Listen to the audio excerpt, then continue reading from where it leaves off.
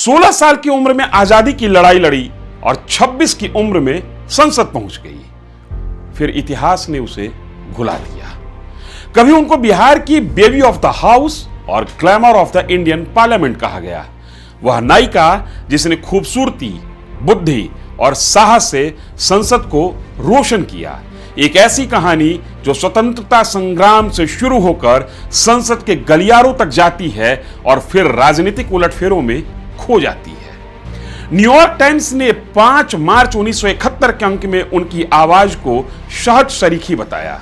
यह भी लिखा कि तत्कालीन प्रधानमंत्री श्रीमती इंदिरा गांधी उन्हें सख्त नापसंद करती थी। पला की खूबसूरत, चेहरे पर चार्म, बॉब कट बाल, साड़ी और स्लीवलेस ब्लाउज, वह जहां खड़ी हो जाती वहीं का माहौल बदल जाता था। संसद का मंत्रियों के बीच उन्हें लेकर खास दीवानगी थी। जब तक वो संसद की सदस्य रही तब तक उनका जलवा कुछ ऐसा था कि तत्कालीन कई सांसद उनसे बात कर अपने आप को सौभाग्यशाली मानते थे। उन्हें glamorous girl of the parliament कहा जाता था। अपनी ड्रेस को लेकर वो इतनी सचेत रहती थी कि कहा जाता है कि संसद के अंदर एक साड़ी वो दोबारा पहनकर प्रवेश ही नहीं की। वो तारकेश्वरी सिन्हा थी। नमस्कार, मेरा नाम है धीरेन्द्र और आपने देखना शुरू कर दिया है न्यूज फॉर नेशन की खास पेशकश शख्सियत। ये कहानी है उन लोगों की, The architects of our tomorrow. शख्सियत। विश्वास से भरी चाल, संसद के पुरुष सांसद उन्हें देखे बिना नहीं रह पाते थे। लेकिन यह सिर्फ खूबसूरती नहीं थी, यह बुद्धि, वाक कला और साहस का अनोखा संगम था। उन्होंने उर्दू शायरी, हिंदी कविताएं और शेक्सपियर की उद्धरणों से अपने भाषणों को सजाया था। संसद में वे सीधे मंत्रियों से सवाल करती, अधिकारियों के दफ्तर में जाकर विभाग की कार्यप्रणाली पर सवाल खड़ा कर देती। 1958 में 1958 में वे जवाहरलाल नेहरू मंत्रिमंडल में उप वित्त मंत्री बनी। भारत की पहली महिला उप वित्त मंत्री। मोरारजी देसाई के अधीन वित्त मंत्रालय संभाला। लेकिन 1969 के कांग्रेस के विभाजन में उन्होंने सिंडिकेट गुट का साथ दिया था। इंदिरा गांधी के खिलाफ खुलकर बोली। 26 दिसंबर 1926 को तारकेश्वरी सिन्हा का जन्म नालंदा के चंडी थाना क्षेत्र के पास तुलसीगढ़ नामक गांव में एक सम्मानित भूमिहार परिवार में हुआ। पिता डॉक्टर नंदन प्रसाद सिन्हा पटना के उस समय के जाने माने सर्जन थे। माता का नाम राधा देवी था। तारकेश्वरी घर की लाडली बेटी थी। भाई captain Girish Nandan Singh air India के पायलट थे, जिनकी बाद में विमान दुर्घटना में मौत हो गई। पिता ने बचपन से ही उन्हें राजनीति का संस्कार दिया। स्कूल में ही कार्ल मार्क्स पढ़ने को कहा। घर पर राजनीतिक चर्चाएं होती थी। तारकेश्वरी बचपन से ही तेज तर्रार और साहसी थी। कॉलेज में उन्होंने छेड़खानी करने वालों को चप्पल से पीटा था। यह किस्सा आज भी उनके घर, परिवार और गांव में चर्चा का विषय है। पटना का बांकीपुर गर्ल्स कॉलेज, अब इसे मगध महिला कॉलेज कहा जाता है, वहीं वो पढ़ती थी। यहीं से उनकी छात्र राजनीति की शुरुआत हुई। वे बिहार स्टूडेंट्स कांग्रेस की अध्यक्ष बनी।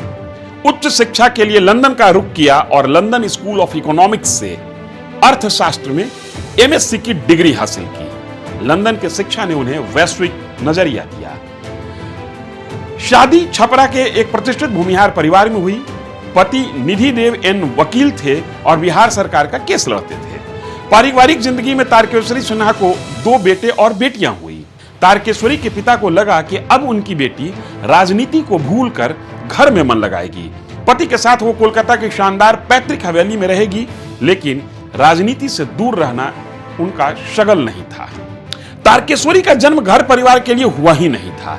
राजनीति सत्ता और देश के लिए हुआ था। वे सत्ता, विचार और सार्वजनिक जीवन की भूखी थी। बात अब बेबी ऑफ द हाउस के राजनीतिक सफर की।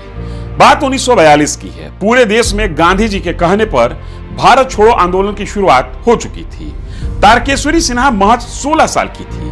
बांकीपुर कॉलेज की छात्रा थी। झट से आंदोलनकारियों के साथ होली और पटना में छात्रों का नेतृत्व किया। उन दिनों पटना में छात्र राजनीति जोरों पर थी। तारकेश्वरी ने बिहार स्टूडेंट्स कांग्रेस का नेतृत्व संभाला। 1945 में आजाद हिंद फौज के सैनिकों के लाल किले के मुकदमे ने पूरे देश को झकझोर दिया और यही वह मोड़ था जब उन्होंने राजनीति को गंभीरता से लेना शुरू कर दिया। 1947 में विभाजन की हिंसा के दौरान महात्मा गांधी नालंदा पहुंचे थे। तारकेश्वरी ने उनका स्वागत किया। स्वतंत्रता मिलने के बाद भी उनका उत्साह कम नहीं हुआ। वे कांग्रेस के सक्रिय कार्यकर्ता बनी रह गईं और 1950 के दशक की शुरुआत में वे बिहार की प्रमुख पॉलिटिकल महिला चेहरा में शुमार हो चुकी थी। 1952 में देश में पहला आम चुनाव होना था। जवाहरलाल नेहरू ने तारकेश्वरी को पटना पूर्व से टिकट दिया। उम्र महज 26 साल। जाति की छाती पर नाचने वाली बिहार की राजनीति में तारकेश्वरी का मुकाबला भी भूमिहार जाति के दिग्गज शीलभद्र याज्ञिक से हुआ। शीलभद्र याज्ञिक बख्तियारपुर के रहने वाले थे। जीत तारकेश्वरी के हाथ लगी। वो बड़े अंतर से संसद पहुंची। पार्लियामेंट में उनका व्यक्तित्व सबका ध्यान खींचने लगा। खूबसूरत, शिक्षित, वाक्पटु, मीडिया ने उन्हें ग्लैमर गर्ल करार दिया। बेबी ऑफ द हाउस का तमगा मिला। संसद में उनके भाषण सुनने के लिए सांसद आते थे। उर्दू के शेर, हिंदी की कविताएं, शेक्सपियर की संवाद, सब कुछ मिलाकर जब तारकेश्वरी संसद में अपनी बात रखती तो विपक्ष और सत्ता दोनों उनको सुनने के लिए विवश हो जाता। 1957 में वो बाढ़ सीट से चुनाव लड़ी और फिर जीती। 62 में भी जीती और 1967 का चुनाव भी वो जीतने में कामयाब रही। लगातार 4 बार लोकसभा में पहुंचना उस समय किसी भी महिला सांसद के लिए दुर्लभ उपलब्धि। आज भी यह रिकॉर्ड कई मायनों में बेमिसाल है। तारकेश्वरी देश की पहली महिला जिसने वित्त मंत्रालय संभाला। 1958 में नेहरू ने उन्हें मंत्रिमंडल में शामिल किया। पहले आर्थिक मामलों की उपमंत्री, फिर वित्त की उपमंत्री। मोरारजी देसाई वित्त मंत्री थे।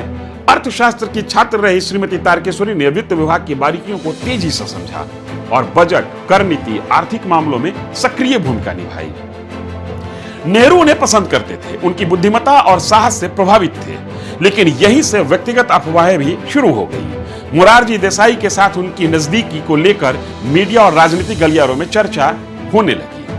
कुछ स्रोत फिरोज गांधी से भी जोड़ते हैं। इंदिरा पर जीवनी लिखने वाली कैथरीन फ्रैंक ने अपनी किताब इंदिरा में लिखा, किसी जमाने में फिरोज गांधी का अफेयर खुलेआम तारकेश्वरी से था। इंदिरा ने कभी इसे पसंद नहीं किया।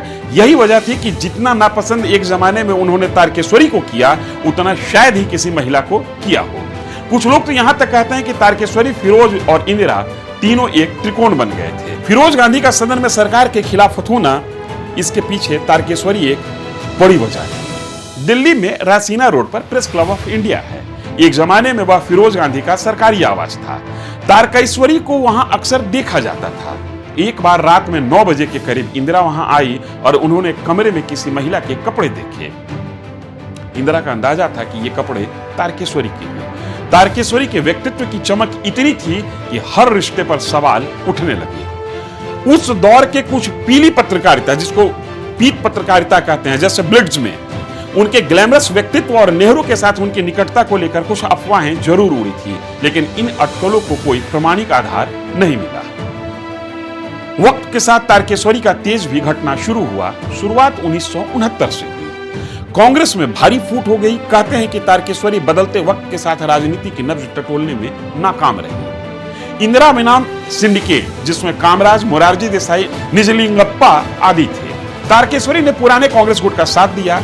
इंदिरा गांधी की आलोचना में वो खुलकर उतरी। इस फैसले ने उनकी राजनीतिक जिंदगी बदल कर रख दी। 1971 के चुनाव में बाढ़ लोकसभा सीट से वो चुनाव हार गई। कांग्रेस ओ प्रत्याशी के रूप में लड़ी, लेकिन कांग्रेस आई के धर्मवीर सिन्हा उन्हें हरा दिए।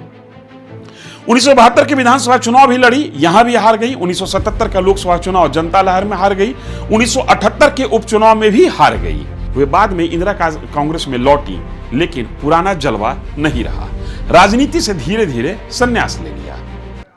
राजनीति से बाहर आने के बाद तारकेश्वरी ने सामाजिक कार्यों पर ध्यान केंद्रित किया। भाई गिरीश नंदन सिंह की याद में तुलसीगढ़ में अस्पताल बनवाया। करीब 25 लाख रुपए जुटाए। 2 मंजिला अस्पताल, जहां इलाज लगभग मुफ्त। गांव को चंडी और हरनौत से जोड़ने वाली सड़क भी बनवाई। वे अक्सर गांव जाती और स्थानीय लोगों से मिलती, लेकिन अंदर से शायद अकेली थी। परिवार में मुश्किल औरत के रूप में याद की जाती हैं। महत्वाकांक्षी, जिद्दी, परंपरा तोड़ने वाली और कुछ पारिवारिक किस्सों में अच्छी पत्नी, मां न मानने का भी जिक्र मिलता है। लेकिन यही तो उनकी ताकत थी। उन्होंने परिवार की औरत बनने से इनकार किया। 2007 में 14 अगस्त को नई दिल्ली में उनका निधन हो गया, 80 साल की उम्र में, और जल्द ही वो इतिहास के पन्नों में दब गई। मशहूर फिल्मकार गुलजार की फिल्म आंधी जो कि 1975 में आई थी, उसका नायिका का चरित्र आंशिक रूप से तारकेश्वरी सिन्हा और आंशिक रूप से इंदिरा गांधी से प्रेरित माना जाता है। फिल्म में सिगरेट और शराब पीने वाली महत्वाकांक्षी महिला राजनेता यह उस समय का बड़ा साहस था। इमरजेंसी के दौरान फिल्म पर बैन लगा दिया गया था। तारकेश्वरी सिन्हा आज भी मुश्किल औरत की मिसाल हैं। वो बला की खूबसूरत थी इसलिए ग्लैमर गर्ल कहा गया, वो बुद्धिमान थी इसलिए गंभीरता से नहीं लिया गया, वे साहसी थी इसलिए मुश्किल करार दिया गया, और भारतीय समाज और राजनीति में महिलाओं के लिए यह पुराना ट्रैप आज भी कायम है। आज जब लोकसभा में महिलाओं की संख्या बढ़ रही है, जब बेटी बचाओ, महिला आरक्षण जैसे मुद्दे हैं, तब तारकेश्वरी की कहानी शायद करना जरूरी है। उन्होंने 1950 के दशक में ही साबित कर दिया था कि महिला भी वित्त नीति समझ सकती है, संसद में बहस जीत सकती है और सत्ता के शीर्ष तक पहुंच सकती है। उनकी 4 लगातार चुनाव जीतने की उपलब्धि आज भी कई राज्यों में महिला सांसदों के लिए प्रेरणा है। उनकी वक्तृत्व कला, मतलब उनकी भाषण देने की कला, महिलाओं के अधिकारों के लिए लड़ाई और सामाजिक कार्य, सब कुछ मिलकर एक ऐसी विरासत छोड़ जाती है जो भुलाए जाने लायक नहीं है। लेकिन इतिहास ने कभी भी ऐसी नायिका को वाजिब जगह नहीं दिया और वाजिब रूप से याद नहीं